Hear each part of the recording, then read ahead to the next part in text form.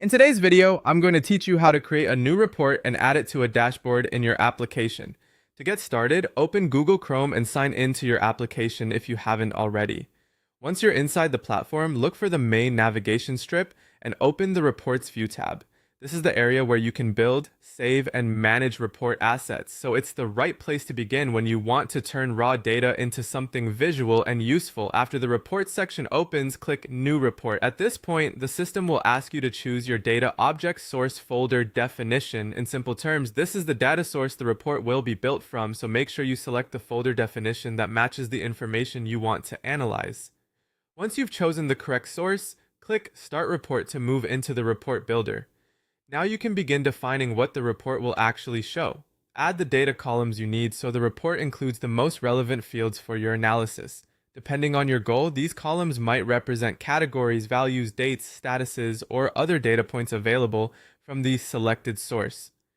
As you build, keep the report focused so it remains easy to read later, especially when it gets used inside a dashboard. When your columns are in place, save the report file asset. Saving at this stage is important because the dashboard component you create later will need to reference this report as its source. Once the report has been saved, navigate to the Dashboards tab panel. This is where you assemble visual components that present your saved reports in a more polished, at-a-glance format. In the Dashboards area, click New Dashboard to create a fresh dashboard workspace. With the dashboard open, click the plus component action. This opens the insertion tool and layout options for adding a new visual element to the dashboard. From there, select the report file you just created as the source for the component. This connects your saved report data to the dashboard visualization. Next, choose the chart style or visualization layout that best fits the kind of data you want to display.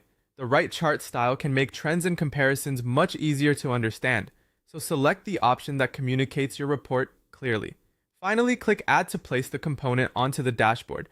At this point, your report has been successfully turned into a dashboard component, giving you a more visual way to monitor and share your data.